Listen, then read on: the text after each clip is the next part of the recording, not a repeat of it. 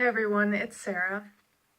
I wanted to talk to you today about average people.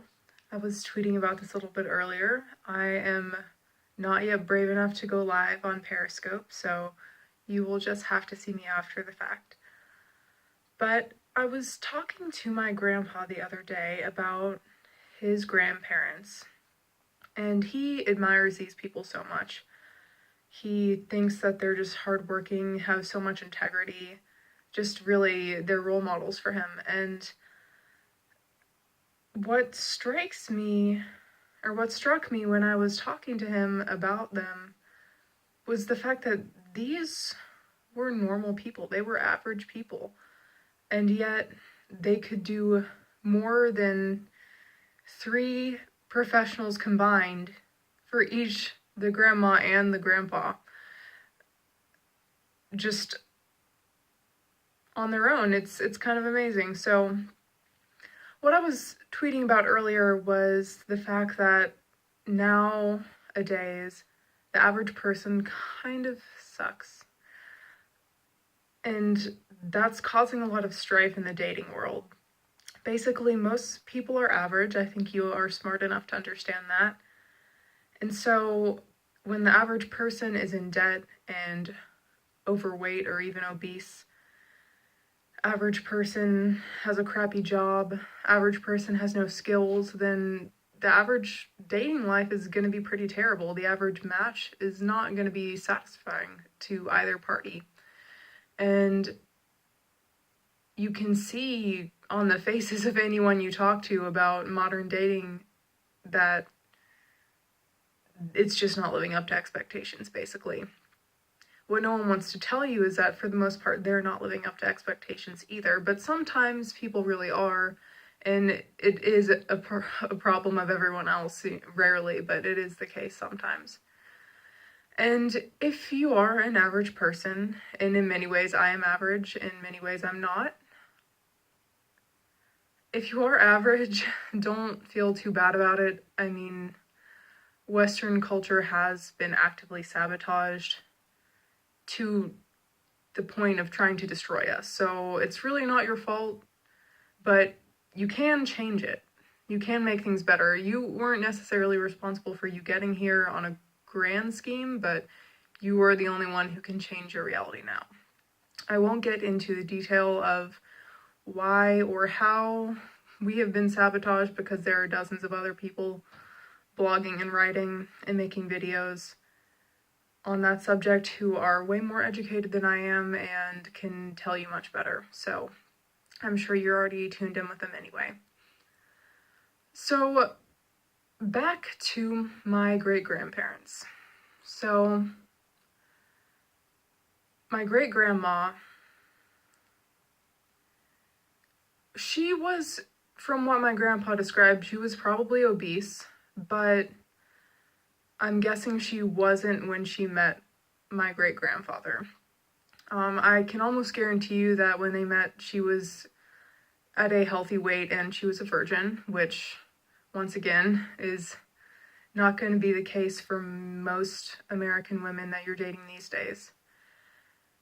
And she spent most of her days cooking, obviously, cleaning, which included scrubbing, clothing by hand and dishes by hand. She made that clothing with her own hands and with her daughter's help. She canned and preserved all kinds of food from the garden that they had together.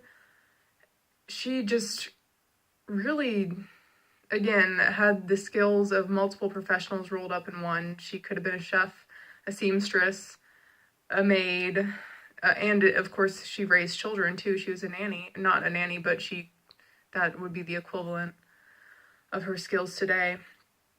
And my great-grandfather worked as a clerk for the railroad for 50 hours a week, and on top of that maintained a massive garden that basically fed the family.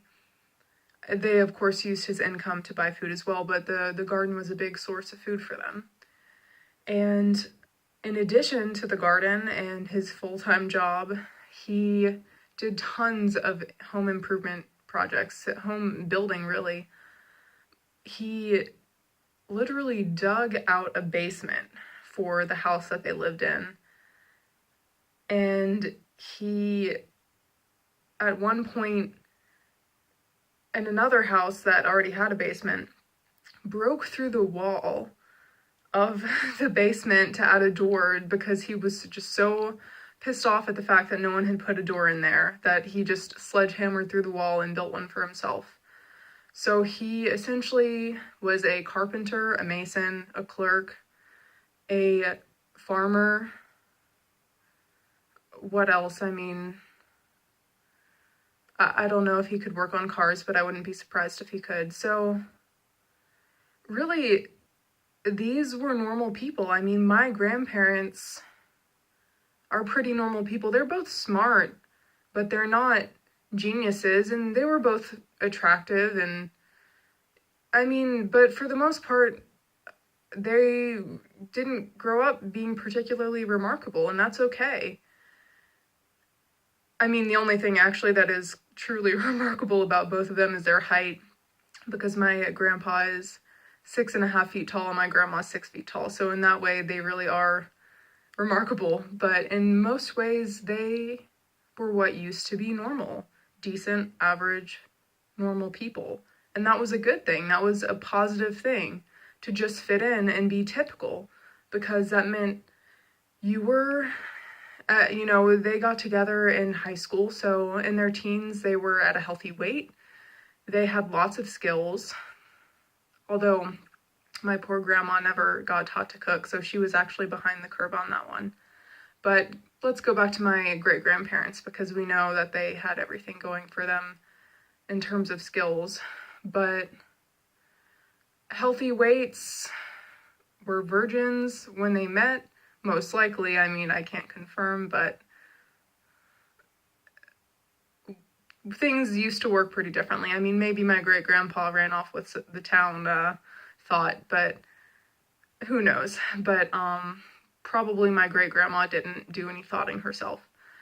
So, but they both grew up on farms, and they didn't have a lot of money, but they were able to build a good life for themselves by sheer force of will and ability.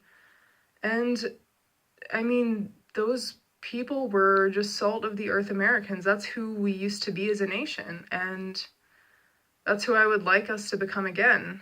Because, I mean, how great would it be for average to be a compliment again? You know, now everyone's so consumed with being exceptional, and that's just because being normal is terrible these days. So I challenge you to be better than normal, but maybe striving to be the normal of 50 or 100 years ago is what you should be going for, because it used to be that most people had it relatively figured out. So I hope that this tangent gave you some entertainment or insight. And until next time.